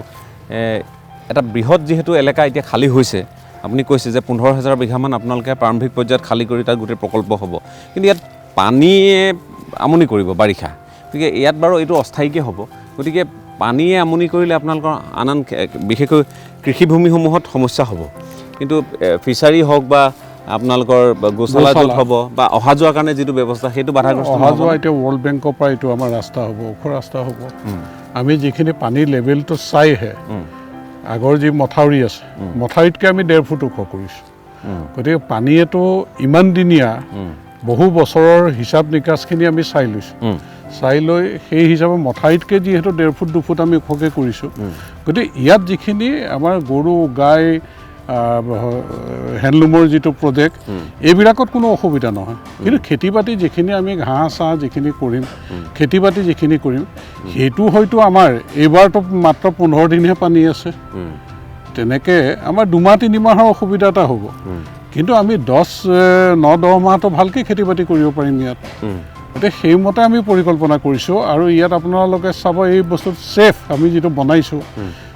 আমি মাটি উঠাই দিছোঁ, গৌশালাৰ কাৰণে ওখ ভেটি হৈ গৈছে, গাহৰিৰ কাৰণে তেনেকৈ বনি আছে, ইপিনে ফিচাৰীও হৈছে আৰু ফিচাৰী ডিপাৰ্টমেণ্টৰ মানুহ আহি ফিচাৰীৰ কাৰণে এই মাটিটো বৰ উপযোগী মাটি বুলি কৈছে, ইয়াত মাছৰ প্ৰডাকশ্যন ভাল হ'ব, মাছ সোনকালে ডাঙৰ হ'ব, গতিকে সেইকাৰণে আমি গোটেই কথাবিলাক পৰিকল্পনা কৰোঁতে আমাৰ আটাইকেইটা ডিপাৰ্টমেণ্ট যিহেতু মোক চৰকাৰে দায়িত্ব দিছে যে আমি মাটি উন্নত কৰাৰ লগতে বাকী দিশবিলাকৰ দায়িত্ব অৰ্পণ কৰিছে, যে মাছৰ উৎপাদনৰ কাৰণে মাংসৰ উৎপাদনৰ কাৰণে গাখীৰ উৎপাদনৰ কাৰণে সেইবিলাক পৰিকল্পনা চৰকাৰৰ এক্সপাৰ্ট যিসকল অফিচাৰ আছে তেওঁলোককো আমি ইয়াত আলোচনা কৰিছোঁ আৰু সেইমতে আমি প্লেনিংটো কৰিছোঁ ইয়াত। আৰু লগতে আমি আৰু এটা কথা যে কুকুৰা পালন বা হাঁহ পালন এইবিলাকো ইয়াত হ'বনে বা কণী আপোনালোকে দেখিব ফিচাৰীৰ ওপৰতে কেনেকৈ হাঁহৰ ব্যৱস্থা সেইখিনিও আমি তেনেকৈ এক্সপাৰ্ট আহিছে আমাক দিছে আইডিয়া, সেইমতে আমি কৰিম যে কুকুৰা পালন হাঁহ পালন ছাগলী পালন কণী উৎপাদনো হ'ব ইয়াত, লেয়াৰ ফাৰ্মো আমি কৰিম। তো এই ল'ৰাখিনি আৰু যথেষ্ট আগ্ৰহ আছে, মই দেখিছোঁ যে ল'ৰাখিনি ডাইনেমিক, সিহঁতে কাম কৰিবৰ কাৰণে যথেষ্ট, আপুনিও দেখিছে আজি কেনেকৈ সিহঁতৰ আগ্ৰহ আছে, গতিকে এই জোচত থাকিলে ল'ৰাখিনিক আমি যথেষ্টখিনি আগুৱাই লৈ যাব পাৰিম, যিটো আমাৰ প্ৰধানমন্ত্ৰী ডাঙৰীয়া আত্মনিৰ্ভৰশীল ভাৰত, মুখ্যমন্ত্ৰী ডাঙৰীয়া আত্মনিৰ্ভৰশীল অসম, যে প্ৰকৃতাৰ্থত গৰুখুঁটি প্ৰকল্পই এই কথাবিলাক প্ৰতিষ্ঠিত কৰাৰ ক্ষেত্ৰত আমি যেন সফল হ'ব পাৰিম এটা আত্মবিশ্বাসৰে আমি আগবাঢ়িছোঁ। প্ৰকল্পৰ নামত যিটো পুঁজি আছিল প্ৰায় তেতিয়া আমি প্ৰাৰম্ভিক পৰ্যায়ত 9,60,00,000 মান টকাৰ এটা পুঁজি, এতিয়া যিটো দেখিছোঁ ইয়াত পুঁজিৰ অকণমান পৰিমাণটো হয়তো বঢ়াবলগীয়া হ'ব। পুঁজিৰ পৰিমাণ বঢ়াব লাগিব, আমি 1,60,00,000 টকাটো ইক'লজিকেল টাস্ক ফ'ৰ্চ যিটো তেওঁলোককে দি আছে, তেওঁলোকে ইয়াত প্লেণ্টেশ্যন কৰিব। আপুনি যিটো ইৰ'শ্যন প্ৰটেকশ্যনৰ কাৰণে যিখিনি এজাৰ গছ বা যিবিলাক গছ লগাব লাগে সেইবিলাক ছাইডবিলাকত লগাব, তেওঁলোকে যথেষ্টখিনি প্লেণ্টেশ্যন কৰাৰ পৰিকল্পনা ইতিমধ্যে তেওঁলোকে কৰিছে আৰু তেওঁলোকে কামত নাৰ্চাৰী কাম আৰম্ভ কৰিবলৈ লৈছে, কামত তেওঁলোকে হাত দিব। আৰু গোটেই প্ৰজেক্টত আমি যিখিনি এতিয়া ভাবি আছোঁ এইখিনিতো 9 কোটিটো নহয়েই,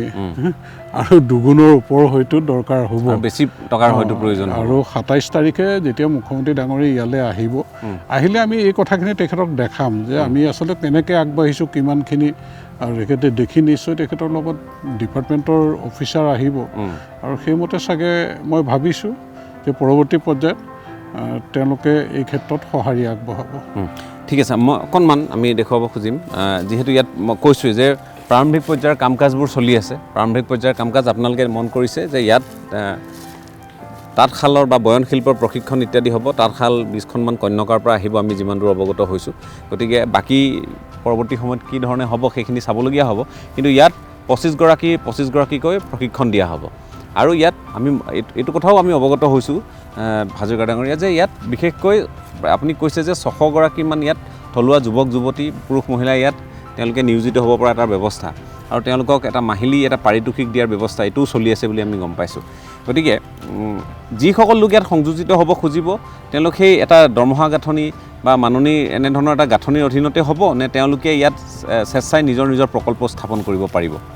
নাই, এতিয়ালৈকে আমি সেই মাননি বা যিটো গাঁথনি আমি কৰিছোঁ সেইমতে হ'ব। এই গোটেই কথাখিনি মুখ্যমন্ত্ৰী ডাঙৰীয়াক মই অৱগত কৰিছিলোঁ। আমাৰ এটা ৱৰ্ল্ড বেংকৰ পৰা যেনেকৈ FPC কৰিব পাৰি তেনেকৈ কৰা হওক নেকি। তেওঁ কৈছে এতিয়া আগবাঢ়ক, পিছত গোটেই চাই চিতি আমি এটা ব্যৱস্থা ল'ম। এতিয়া সেই মাননি যেনেধৰণে আমি দি আছোঁ চলিব। আৰু এতিয়া যিটো 610গৰাকী ইয়াত কৰ্মৰত হৈ আছে, ইয়াত এপ্লাই কৰিছে এতিয়া 2,500। এই কৃষি প্ৰকল্পটোৰ লগত জড়িত হ'বলৈ 2.5 লাখ যুৱক যুৱতীয়ে এপ্লাই কৰিছে যে আমিও তাত 2,500 যুৱক যুৱতীয়ে ইয়াত এপ্লাই কৰিছে। গতিকে 2,500 যুৱক যুৱতীৰ আবেদন আমাৰ হাতত পৰিছে, আৰু তাৰ পৰা আমি চাম, কাৰণ ইমানখিনি পৰিকল্পনা লোৱা হৈছে কাম বনৰ। গতিকে এইখিনি ক্ষেত্ৰত আমাৰ হয়তো আমি 2,000মান জড়িত কৰিবগৈ লগা হ'ব। গতিকে 2,500 যিহেতু কৰিছে, গতিকে তাৰ পৰা বাছি পেলাই আমি কিমানখিনি পাৰোঁ নিশ্চয় পৰৱৰ্তী সময়ত আমি জড়িত কৰিম। মই আপোনাক আৰু এটা কথা সুধিব খুজিছোঁ, আপোনাৰ অভিজ্ঞতাটো কন্যকাত বাৰু আপুনি কাম কৰি আছে, কন্যকাত আপোনাৰ গাখীৰৰ পৰা আৰম্ভ কৰি অন্যান্য শাক পাচলিৰ পৰা আৰম্ভ কৰি তাত মিঠাতেল উৎপাদনৰ পৰা সকলো আপোনালোকৰ তাত হৈ আছে। মই নিজে দেখি অহা সেইখিনি বস্তু, লগতে আমি বয়নশিল্পই এটা নতুন মাত্ৰা আৰু গতি লাভ কৰিছে সেইখিনিও আমি দেখিছোঁ। কিন্তু কথাটো হ'ল যে আপুনি অতি শেহতীয়াকৈ আপুনি গোপালনৰ ক্ষেত্ৰত অভিজ্ঞতা আৰু অধিক অৰ্জনৰ লগতে গীৰ গাই অসমলৈ আনিবলৈ, বিশেষকৈ গৰুসুঁতি প্ৰকল্পলৈ গীৰ গাই অনাৰ যিটো এটা যুঁজা, সেইটোত আপুনি নেতৃত্ব লৈ আপুনি মুখ্যমন্ত্ৰীৰ নিৰ্দেশ মৰ্মে আপুনি ইতিমধ্যে গুজৰাটৰ পৰা আহিছেগৈ। আৰু গুজৰাটলৈ আপোনালোকে ইয়াৰ পৰা ইতিমধ্যে 15গৰাকী প্ৰেৰণো কৰিছে প্ৰথম পৰ্যায়ৰ প্ৰশিক্ষণৰ কাৰণে, যে গোপালন কিদৰে হয়, গাখীৰ কেনেকৈ খীৰাব লাগে পৰা আৰম্ভ কৰি গৰু পোৱালিৰ যতন কিদৰে ল'ব লাগে, পৰিষ্কাৰ পৰিচ্ছন্নতা কিদৰে ৰাখিব লাগিব, এই গোটেই কথাখিনি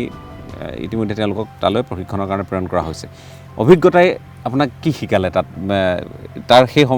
অঞ্চলটোলৈ আপুনি গুজৰাটলৈ যিহেতু গৈছে, NDBBৰ অধীনত তাত গোটেই কাম কাজবোৰ চলে। আমাৰ ইয়াত তেনেধৰণৰ দুগ্ধ সংসাধন কেন্দ্ৰও নাই, তাত যি হাৰত যি পৰিসৰত হয় সীতা জখলাই কৰি আছে, আপোনালোকৰ তাত হৈ আছে। মই ব্যক্তিগতভাৱে জনাৰ ভিতৰত নাজিৰাত হৈ আছে, এনে ঠাই বিশেষে হৈ আছে সংসাধন প্ৰকল্প। গতিকে আমাৰ ইয়াত পৰিসৰটো বহুত কম, তাত নিশ্চয় বহুত বেছি। তাত বহুত বেছি, আৰু আমাৰ ইয়াত গোটেই কথাটো আনঅৰ্গেনাইজ। আমাৰ 5% মানুহ কিজানি অৰ্গেনাইজ আছে, বাকী আনঅৰ্গেনাইজ চলিছে। আৰু যিখিনি আমি আচলতে ডিপাৰ্টমেণ্টৰ ফালৰ পৰা আমাৰ এতিয়া অলপ দিনৰ পৰাহে,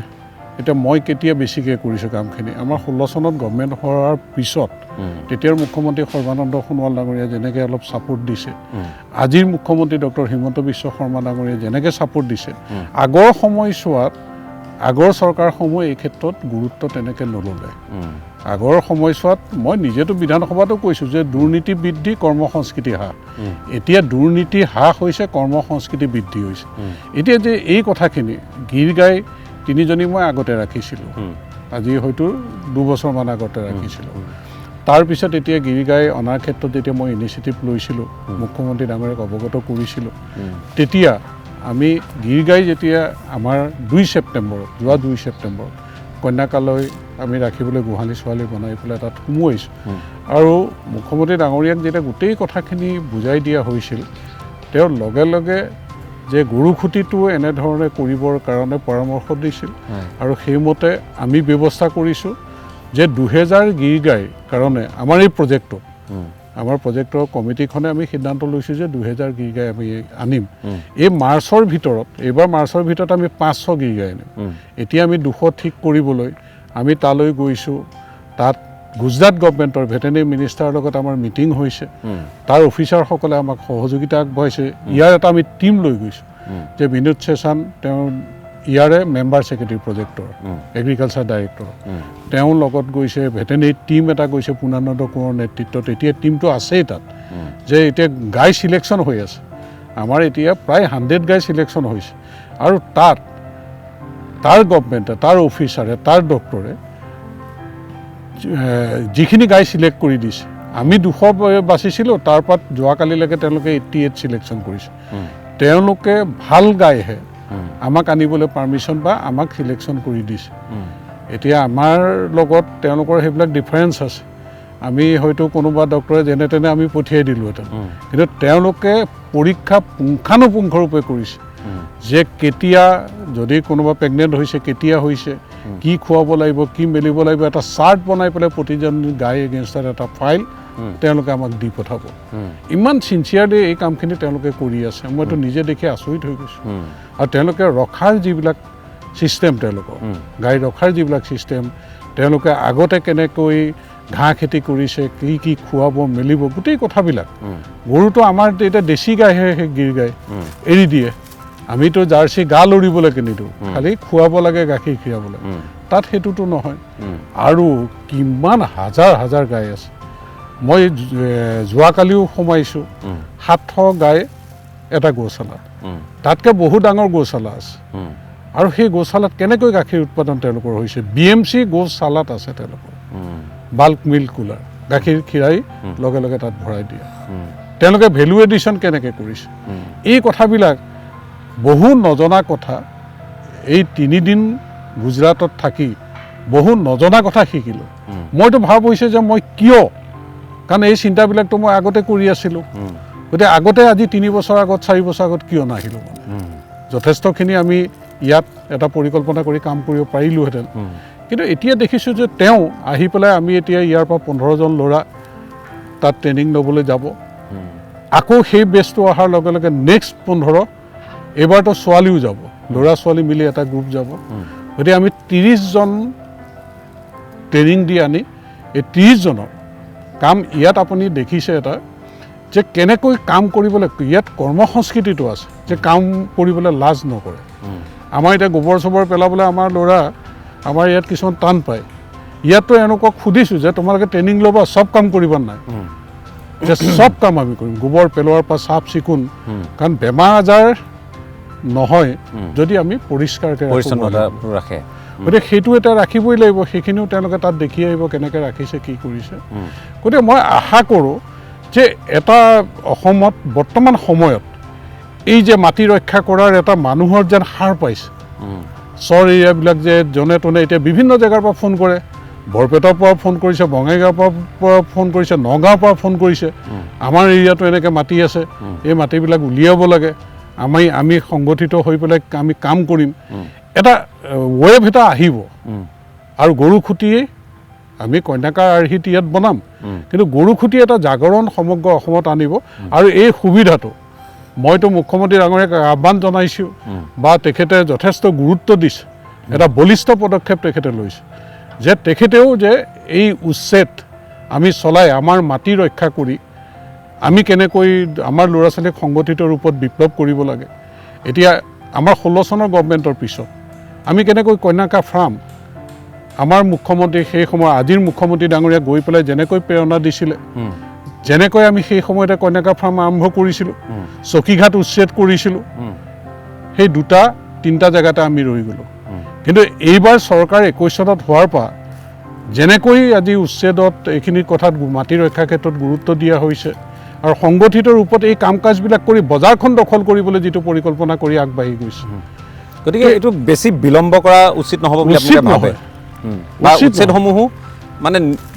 যি আচলতে ন্যায়সংগতভাৱে যিখিনি উচ্ছেদ কৰিব লাগে, সেই উচ্ছেদ কৰি অঞ্চলবোৰ মুকলি কৰি তাত এই কৃষি কৰ্মক আৰু অধিক প্ৰসাৰিত ৰূপত সেইটো কৰিবই লাগিব। এতিয়া যদি উচ্ছেদ কৰা কেইজনমান মানুহৰ এইবিলাক চিঞৰ বাখৰত আমি গুৰুত্ব দি ৰৈ যাওঁ, তেতিয়াহ'লে অসমীয়া ল'ৰা ছোৱালীৰ ভৱিষ্যত কি হ'ব? বহিৰাজ্যত গৈ COVID-19ৰ সময়ত কি অৱস্থা হৈছিল আমাৰ ল'ৰা ছোৱালী, কেনেকৈ হাবুডাবু খাইছিল? সদায় কি বহিৰাজ্যত গৈ পেলাই আমাৰ ল'ৰা ছোৱালীয়ে পেটৰ ভাত মোকলাব পাৰিব নেকি? নিজৰ মাটিত, নিজৰ ঘৰত পৰিয়ালৰ লগত থাকি পেটৰ ভাত মোকলাবলৈ আমি উৎপাদন কৰিব লাগে, বজাৰখন আমাৰ আছে। ইয়াত এতিয়া আমি যিমান গাখীৰ উৎপাদন কৰিব পাৰিম, গুৱাহাটীৰ মানুহে খেদি কৰি ইয়াৰ গাখীৰ খাব। গুৱাহাটীৰ মানুহে খেদি কৰি ইয়াৰ মাছ খাব। গুৱাহাটীত প্ৰায়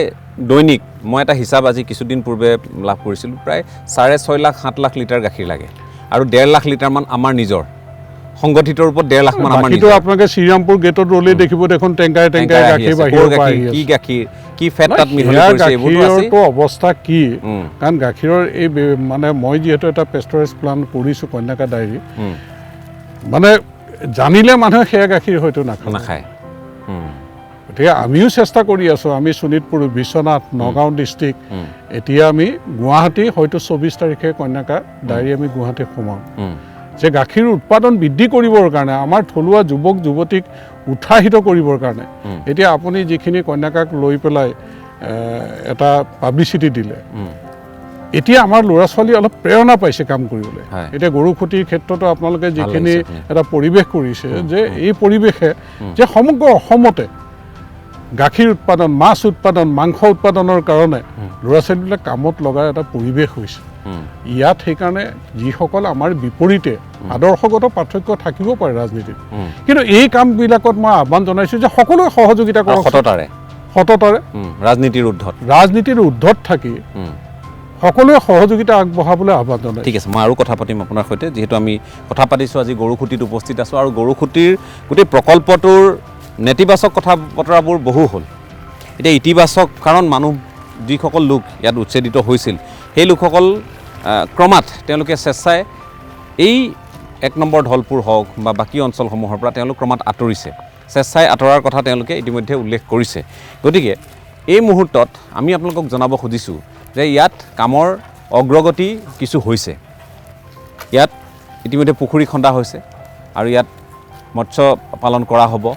হাঁহ পালন কৰা হ'ব, কুকুৰা পালন কৰা হ'ব, এই কথাবোৰো আগবাঢ়িছে। একে সময়তে ইয়াত গো পালনৰ কাৰণে, গাখীৰ উৎপাদনৰ কাৰণে যিখিনি দিহা তেওঁলোকে কৰিছে, গাহৰি পালনৰ কাৰণে, কাৰণ বজাৰখন আছে। আজি আপোনালোকে সকলোৱে জানে যে উত্তৰ পূৰ্বাঞ্চলত 10,000 কোটিৰ গাহৰি মাংসৰ বজাৰখনেই হ'ল 10,000 কোটি টকাৰ। গতিকে এইখনৰ আমি 40% আমি আজি নিজাববীয়াকৈ এইখিনি আমি সামৰি ল'ব পৰা নাই। আজি ৰাজস্থান, হাৰিয়ানা, য'ত গাহৰি মাংস মানুহে ভক্ষণ নকৰে, সেই অঞ্চলত উত্তৰ পূৰ্বাঞ্চলৰ গাহৰি বজাৰখন দখল কৰাৰ অৰ্থে গাহৰি পালন কৰা হয়, তাৰ পৰা বিভিন্ন প্ৰজাতিৰ গাহৰি ইত্যাদি আনি থকা হয়। এই কথাবোৰো হৈ আছে। গতিকে গৰুখুটিয়ে আমাক নতুন চিন্তাৰ উন্মেষ আমাক দিবনে, নতুন সম্ভাৱনা কঢ়িয়াই আনিবনে এই বৃহৎ প্ৰকল্পটোৱে?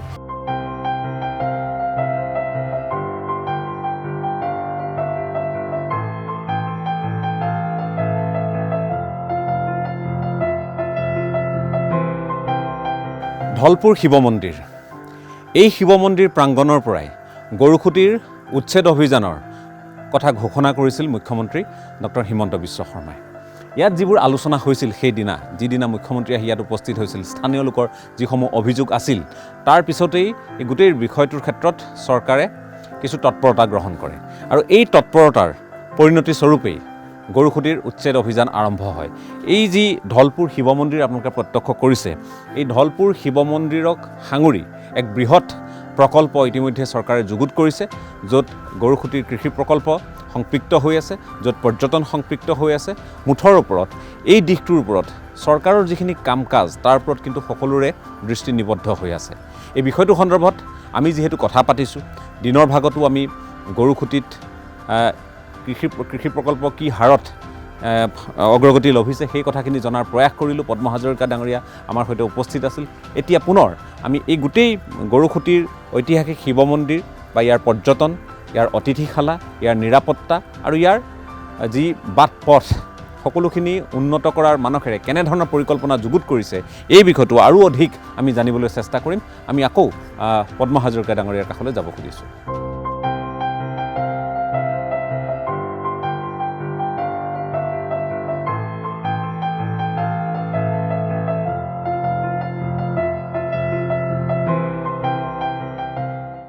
পদ্ম হাজৰিকা ডাঙৰীয়া আমাৰ সৈতে আছে। মই আকৌ আপোনাৰ কাষলৈ আহিছোঁ। ইয়াত ৰিং বান্ধৰ কথা চলিছিল, গৰাখহনীয়া প্ৰতিৰোধৰ এটা ব্যৱস্থা চলিছিল আৰু ইয়াৰ পৰা সেই ঘোষণা হৈছিল, যিটো ঘোষণাই এই উচ্ছেদ অভিযানৰ আৰম্ভণি বুলি ক'ব পাৰি। মুখ্যমন্ত্ৰী ডক্টৰ হিমন্ত বিশ্ব শৰ্মা এই ধলপুৰৰ শিৱ মন্দিৰ ভ্ৰমণলৈ যেতিয়া আহিছিল তাৰ পিছতেই তেখেতে কথাখিনি স্পষ্টকৈ কৈছিল, বুজ লৈছিল। আৰু ইয়াত আপোনালোকে ইয়াত এতিয়া খহনীয়া প্ৰতিৰোধৰ ব্যৱস্থাখিনি কৰিছে, তাৰ লগতে ইয়াৰ পৰ্যটন, গৰুখুটিৰ যি প্ৰকল্প, কৃষি প্ৰকল্প, তাৰ লগত পৰ্যটনটো সম্পৃক্ত হৈ আছে। গতিকে সেইখিনি কথা কি ধৰণে বিচাৰ বিবেচনা কৰা হৈছে? এইটো আপোনালোকে দেখিছে যে চৰকাৰ নতুনকৈ গঠন হৈ মুখ্যমন্ত্ৰী ডক্টৰ হিমন্ত বিশ্ব শৰ্মা ডাঙৰীয়া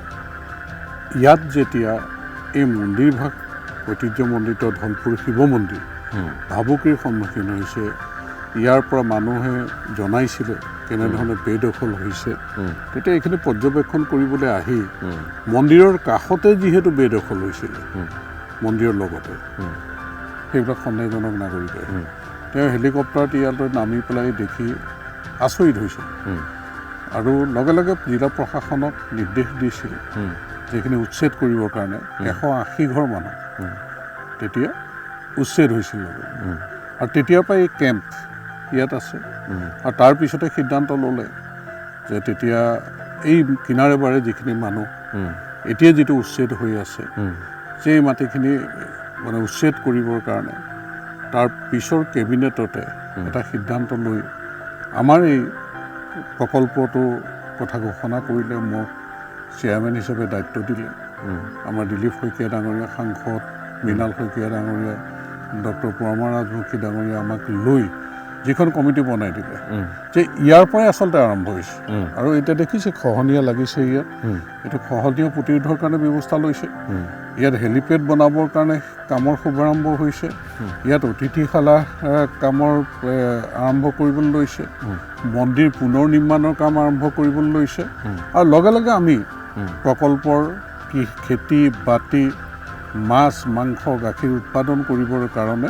পূৰ্ণ গতিত মুখ্যমন্ত্ৰী ডাঙৰীয়া অহা দিনাৰ পৰা আজিৰ দিনটোলৈকে পূৰ্ণ গতিত ইয়াত কাম চলি আছে। আৰু পুলিচৰ কেম্প ইয়াৰ পৰা অকণমান আগত কেম্প তেনেকৈ বনোৱা হৈছে। এই কেম্প তালৈ যাব। এতিয়া 3 জেগাত পুলিচৰ কেম্প হৈ আছে ইয়াতে। এই যে মাটিখিনিত এই আইলেণ্ডটোত 3 জেগাত কেম্প হৈ আছে। আৰু গোটেই ৰাস্তাটো আপুনি দেখিছে যে কিমানখিনি ৰাস্তা কৃষি কৰ্ম কৰা হৈছে, ৰাস্তাৰ কাষে বাৰে কিমানখিনি ঘৰ উচ্ছেদ কৰা হৈছে, যে এই চোৱাতে 1000ৰ ওপৰ ঘৰ উচ্ছেদ কৰা হৈছে। গতিকে এই মাটিখিনি ৰক্ষা কৰা হৈছে, মন্দিৰভাগ পুনৰ নিৰ্মাণ কৰিবলৈ লোৱা হৈছে, পৰ্যটকৰ আকৰ্ষণস্থলী হিচাপে ভালকৈ গঢ়িবৰ কাৰণে এটা পৰিকল্পনা লৈ মুখ্যমন্ত্ৰী ডাঙৰীয়াই ইতিমধ্যে ভাগে ভাগে দায়িত্ব অৰ্পণ কৰিছে। ইয়াত আমি মন কৰিছোঁ যে এতিয়াও মই যদি সম্ভৱ হয় অকণমান দেখুৱাম যে ইয়াত খহনীয়া প্ৰতিৰোধৰ কাম অকণমান নিশাৰ ভাগত দিগদাৰ হয়, তথাপিতো মই দেখুৱাবলৈ চেষ্টা কৰিছোঁ যে খহনীয়া প্ৰতিৰোধৰ কাম। কাৰণ এই খহনীয়া থলী যি আপোনালোকে প্ৰত্যক্ষ কৰিছে তাৰ পৰা 150 মিটাৰমান আগলৈ এখন বাঁহৰ দলং তেওঁলোকে নিৰ্মাণ কৰিছে, যাতে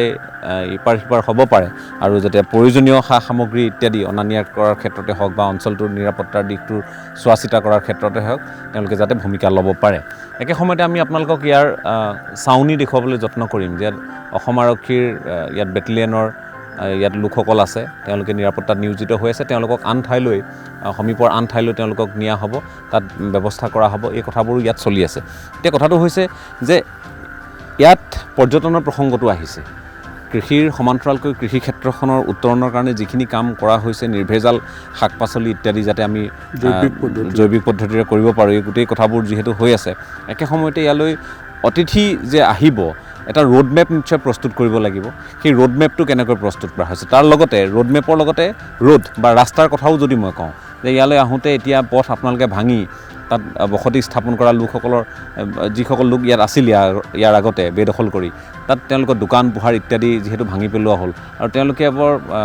বিশেষ ধৰণে তেওঁলোকে যাতায়াতৰ ব্যৱস্থাটো তেওঁলোক কৰি লোৱা নাছিল। গতিকে এতিয়া যাতায়াতৰ ব্যৱস্থাটো সুগম কৰিবৰ কাৰণে নিশ্চয় এটা ৰোডমেপ সেইফালেও এটা প্ৰস্তুত কৰিব লাগিব, পৰ্যটন আৰু কৃষিৰ ৰোডমেপ। আৰু আমি যদি পথৰ ৰোডমেপটোৰ কথা কওঁ, কেনেধৰণে আপোনালোকে যুগুত কৰিছে? এতিয়া ৱৰ্ল্ড বেংকৰ ফালৰ পৰাও তেনেধৰণে টীম ইয়াত আহিছে। তেওঁলোকে এই কথাখিনিত প্লেন এষ্টিমেট ইতিমধ্যে ৰেডি কৰিছে। আপুনি গৌশালাৰ ওচৰলৈ সেই ৰাস্তাটো আধাৰশিলা কিজানি 27 তাৰিখে মুখ্যমন্ত্ৰী ডাঙৰীয়াই কৰিব। আৰু ইয়াতো 2টা ৰাস্তা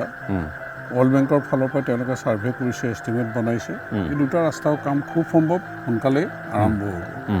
গতিকে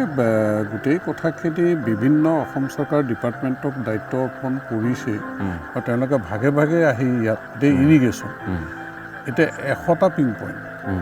ইয়াত আমি যে কৃষি কৰ্ম কৰিছোঁ, সৰিয়হত পানী দিব পৰাকৈ ইতিমধ্যে ইৰিগেশ্যন ডিপাৰ্টমেণ্টে কাম আৰম্ভ কৰিছে, ছ'লাৰ ছিষ্টেম ইয়াত। আৰু পৰ্যটকৰ ক্ষেত্ৰত এটা পৰিকল্পনা লৈ পৰ্যটন বিভাগৰ ফালৰ পৰা ইপিনে উপায়ুক্ত দৰং তেওঁলোকেও এইখিনি প্ৰস্তুত কৰি উলিয়াইছে আৰু কাম চলি আছে,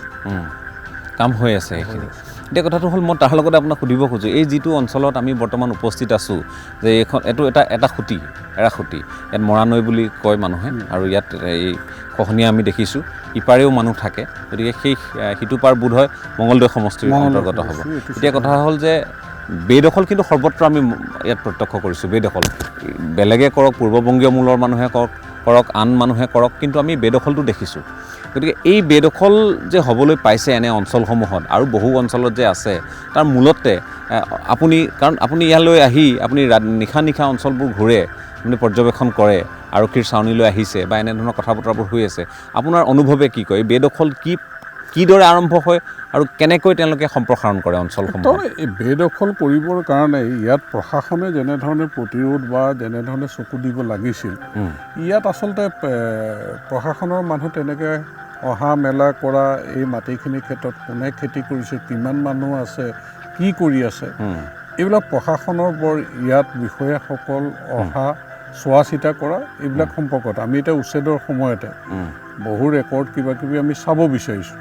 কিন্তু আচলতে আনুমানিক কিবাকিবি ইয়াত আচলতে ফিল্ডত অফিচাৰ তেনেকৈ নাহে, যিটো আমি অনুমান কৰিছোঁ। গতিকে ইয়াত সেইকাৰণে এইটো মুক্ত বিচৰণ, ইয়াত চৰকাৰী প্ৰশাসনৰ যিটো ব্যৱস্থা যেনেধৰণে থাকিব লাগে সেইখিনি ক্ষেত্ৰত ফিল্ডৰ অফিচাৰসকল ইয়ালৈ আহি মেলি কিবা কৰা নহয়। ইয়াত যোনে যি মন যায় য'ৰ পৰা আহি মাটি দখল কৰিব পাৰে, কোনোবা যদি ৰহিংগীয়াও আহিছে আহি মাটি দখল কৰাত ইয়াত কোনো বাধা নাই। গতিকে সেইকাৰণে মুক্তভাৱে যেতিয়া হাজাৰ হাজাৰ বিঘা মাটি পৰি আছে, তাতে সাৰুৱা মাটি, গতিকে এয়া মাটিত অলপ কষ্ট কৰিলে যথেষ্ট উৎপাদন হয়। গতিকে সেইকাৰণে এই মাটিবিলাক এটা সুবিধা পাই পেলাই য'ৰ তোৰ পৰা মানুহ আহি, এতিয়াতো কিছুমান মানুহ বৰপেটা গৈছে, কিছুমান মানুহ গোৱালপাৰা গৈছে, যে যেতিয়া ঘোষণা কৰি আজি আহোঁতে আমি দেখি আহিছোঁ যে ঘোঁৰাবন্ধা নামৰ যিডোখৰ ঠাই, তাতে আমি গাড়ী ঠিক সোমাবলৈ লৈছোঁ, তেনেকুৱাতে দেখিছোঁ যে ইয়াৰ পৰা ট্ৰেক্টৰত মানুহ ওলাই গৈ আছে পৰিয়াল লৈ। সেই ভিডিঅ' আমি ইতিমধ্যে লোৱা হৈছে বাৰু, যে কি নহওক সেইফালে মঙলদৈৰ ফালেও নগৰৰ ফালেও গৈছে মানুহ কিছুমান, সেইপিনে খাৰুপতীয়া দলগাঁও গৈছে। এতিয়া তেওঁলোকক জনাই দিয়া হৈছে যে প্ৰকৃত যিসকল ভাৰতীয় নাগৰিক ভূমিহীন, তেওঁলোকৰ ক'তো মাটি বাৰী নাই, সেইবিলাকৰ ক্ষেত্ৰত পুনৰ সংস্থাপনৰ চিন্তা কৰা, ব্যৱস্থা কৰা চৰকাৰে কৰি আছে। কিন্তু যিসকলৰ ম্যাদী পট্টাৰ মাটি আছে বেলেগ জেগাত, ইয়াত আহি বেদখল কৰিছে, তেওঁলোককতো পুনৰ সংস্থাপন কৰাৰ কথাটোৱে নাহে। এতিয়া তেওঁলোক ইয়াৰ পৰা যাব লাগিব। যেতিয়া প্ৰশাসনে অলপ কঠোৰভাৱে কথাকেইটা কৈছে যে সেইসকলক পুনৰ সংস্থাপনৰ কথাই নাহে, ইয়াত কোনোবাই ঘৰ বনাই থৈছে, তেওঁলোকক উচ্ছেদিত হৈছে বুলিয়ে তেওঁলোকক ইয়াতে মাটি দি ঘৰ মানে সংস্থাপন কৰিব। বহুতৰ কাৰণে ফাৰ্ম হাউচ টাইপ হৈছিল নেকি? ফাৰ্ম হাউচ টাইপে তেনেকুৱাই। এতিয়া কোনোবা মানুহে এনেকুৱা হৈছে যে 500 বিঘা মাটি ইয়াত খেতি কৰাই আছে, কাৰণ তেওঁৰ কিন্তু বেলেগ ঠাইতো মাটি আছে। তেনেধৰণৰ মানুহৰ কথা আমি শুনিছোঁ, আমি নাজানো কিমান সঁচা মিছা, কিন্তু তেনেধৰণৰ কথা শুনিছোঁ। আপোনালোকে যিখিনি মানুহ ইয়াৰ পৰা উঠি গৈ পেলাই ওচৰৰ টাপুত বহিবলৈ গৈছে, তাত তেওঁলোকে বাধাৰ সন্মুখীন হৈ প্ৰশাসনে জনোৱা মতে যে তেওঁলোকক জনাইছে যে অমুকজনে মানুহে মাতব্বৰ টাইপ মানুহ, তেওঁ 200 বিঘা মাটি দখল কৰি আছে, মানে এই যি ঠাইত এতিয়া তেওঁলোক অস্থায়ীভাৱে থাকিবলৈ গৈছে, তাত তেওঁলোকক বাধা দিছে। মাটি চৰকাৰী, তেওঁলোকৰ কোনো অধিকাৰ নাই, কিন্তু তেওঁলোকে আহি পেলাই এটা বিশাল এৰিয়া এটা লৈ পেলাই যে এইখিনি মাটিত বহিব নোৱাৰে, ইয়াৰ পৰা উঠি যোৱা মানে আকৌ প্ৰশাসন গৈ পেলাই তাত বোলে এইখিনি মাটিত বহাত বাধা কোনে দিছে, তেতিয়া তেওঁলোকে আঁতৰি দিছে। এতিয়া এই ব্যৱস্থাটো ইয়াত মাটি বাৰী চৰকাৰীভাৱে যেনেকৈ অধিকাৰ বা যেনেকৈ আমি থাকিব লাগে ব্যৱস্থাটো, সেইটো নাই। ইয়াত যোনে যেনেকৈ পাৰিছে, শক্তি যাৰ আছে, যাৰ টকা পইচা আছে, তেওঁলোকে বহুত মাটি দখল কৰি তেনেকৈ ক'ৰবাৰ পৰা মানুহ লৈ আহিছে খেতি কৰিবলৈ। আৰু খেতি কৰা মানুহো তেওঁলোকৰ বেলেগ জেগাত আছে যে তেনেকুৱাও আমি কেছ পাইছোঁ কেইটামান যে অমুক সিহঁতৰ মানে লিডাৰে লৈ আহি পেলাই আমাক 500 বিঘা মাটিত খেতি কৰিবলৈ দিছে যে আমি 20 ঘৰ মানুহ বহি খেতি কৰি আছোঁ তেওঁলোকৰ তাত ঘৰ আছে কিন্তু একে সময়তে আজি আৰু এটা কথা মই দেখিলোঁ দিনৰ ভাগত মই তাৰ মানুহৰ সৈতে কথা পাতিছিলোঁ তেওঁলোক যেতিয়া টালি টোপোলা বান্ধি সামৰি সুতৰি যাবলৈ লৈছে তেতিয়া তেওঁলোকৰ সৈতে কথা পাতোঁতে তেওঁলোকে কৈছে যে ইয়ালৈ আহোঁতে তেওঁলোকে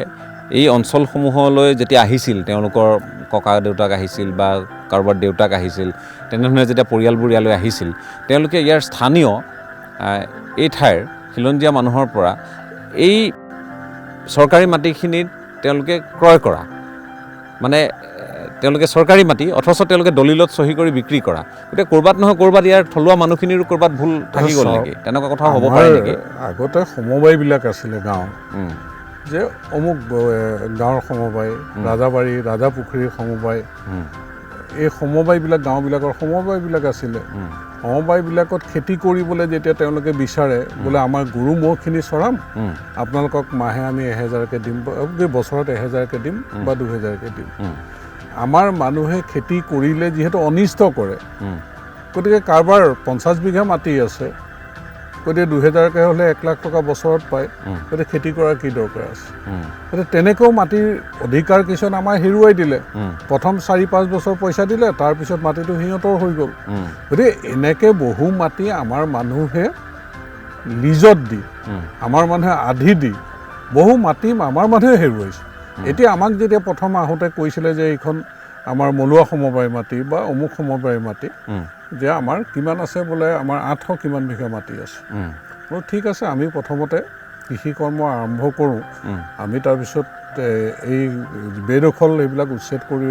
কৰি পেলাই তাত খেতি কৰাৰ ব্যৱস্থা কৰিম আমাক ইয়াত কৃষি কৰ্মটো আৰম্ভ কৰিবলৈ দিয়ক তেতিয়া তেওঁলোকে গোটেই খেতিখিনি মৰা চৰা তেওঁলোকে কৰিছে বুলি কৈছে যেতিয়া আমি কবি ছবি বা কিবা কিবি খেতি কৰিবলৈ গৈ পেলাই যে এই মৰাখিনি কাটক কাৰণ এইখিনি আমি খেতি কৰিব লাগে তেতিয়া কৈ আছোঁ কটা নাই কাক কৈ আছা বোলে নক'ব আৰু আচল কথাটো আমি আচলতে এনেকুৱা ধৰণৰ মানুহক লিজত দিছিলোঁ তেওঁলোকে এতিয়া মানে আৰু তেনেকেই আগৰ 300 বিঘা মাটি আমি হেৰুৱাইছোঁ বুলি কৈছে যে ঢেৰ সমবায় মাটি 1000 বিঘা কাৰোবাৰ 2000 বিঘা কাৰোবাৰ 500 বিঘা কাৰোবাৰ 300 বিঘা 200 বিঘা তেনেকৈ মাটি আছিল এই মাটিবিলাক এৰি এৰি আমাৰ মানুহে লিজত দি এৰি এৰি পিছুৱাই যাওঁতে আমাৰ মাটি ইয়াত নোহোৱাই হ'ল আমাৰ মানুহ আৰু ইয়াত দপদপনি বেলেগৰ হৈ গ'ল গতিকে সেইখিনি এতিয়া উচ্ছেদ কৰি পেলাই কাৰণ মাটিৰ কাগজটো তেওঁলোকে আমাৰ মানুহেও মাটিৰ কাগজ নাই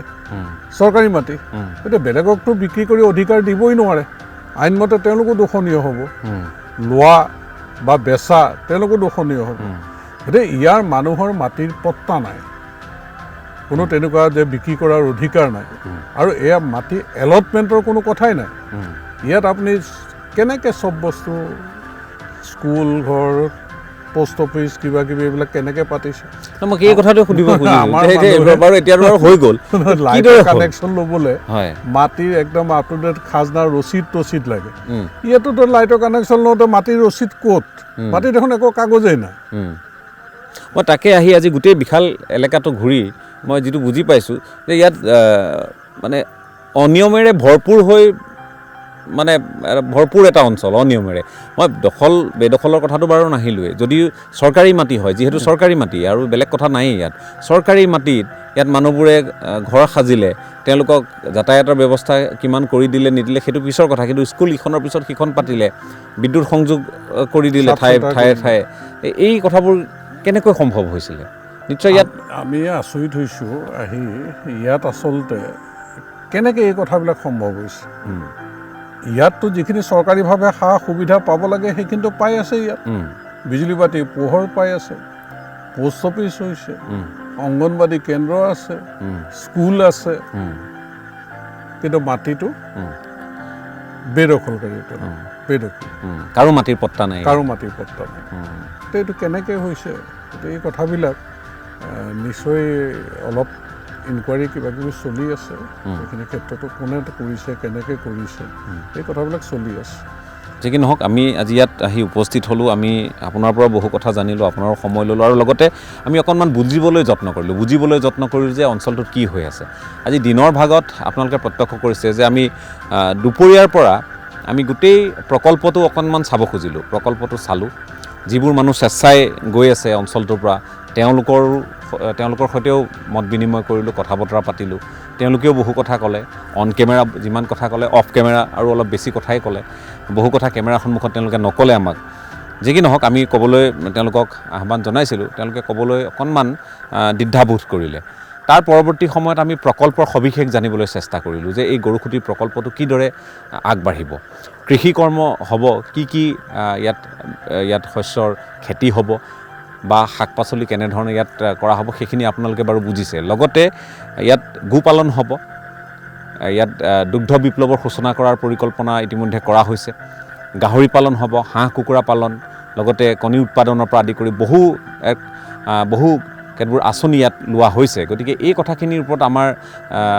এটা অনুসন্ধিৎসু মন আছিল যে কি হৈ আছে অকণমান চাবলৈ যাওঁ আহি বুজিলোঁ কিছু কথা আৰু কিছু কথা থাকি গ'ল পৰৱৰ্তী সময়ত আমি সেই কথাবোৰ আপোনালোকৰ সন্মুখলৈ লৈ আহিবলৈ যত্ন কৰিম কাৰণ মুখ্যমন্ত্ৰী আহিব ২৭ তাৰিখে ইয়ালৈ মুখ্যমন্ত্ৰী আহিব মুখ্যমন্ত্ৰী অহাৰ পিছত ইয়াৰ যিবোৰ কাম সেই কামৰ অগ্ৰগতি কেনেধৰণৰ হয় যিবোৰ ঘোষণা আছে সেই ঘোষণাসমূহ কিদৰে হ'ব লগতে যিসকল স্বদেশী যিসকল ভাৰতীয় নাগৰিক যিসকল উচ্ছেদিত হৈছে তেওঁলোকৰ পুনৰ সংস্থাপনৰ দিহা কিদৰে কৰিব ক'ত কৰিব এই কথাবোৰো আছে আৰু এতিয়া যিবোৰ অঞ্চলত অস্থায়ীভাৱে তেওঁলোকক বসবাস কৰিবলৈ দিয়া হৈছে সেই অঞ্চলসমূহ আকৌ উচ্ছেদৰ আওতালৈ আহিব নেকি এতিয়া আমি যি ঠাইত থিয় হৈ আছোঁ তাৰ বিপৰীতে এই মৰাণৈ সিপাৰে মঙ্গলদৈ সমষ্টিৰ অন্তৰ্গত এলেকাটোতো বেদখল আছে বুলি কয় গতিকে সেই অঞ্চলসমূহো সামৰি ল'ব নেকি অনাগত সময়ত এই উচ্ছেদ অভিযানে এনেধৰণৰ কথা বতৰাবোৰ আছে আমি অনাগত সময়তো এই দিশসমূহ পৰ্যবেক্ষণ কৰিম আজিৰ অনুষ্ঠানত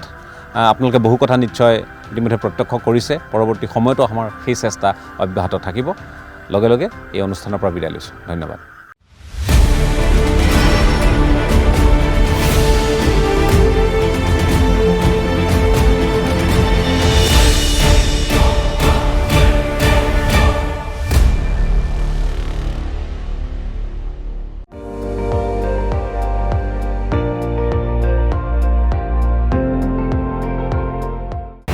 আপুনি চাই আছে ND24 সৰ্বশ্ৰেষ্ঠ নহয় সৰ্বোত্তমৰ দৌৰত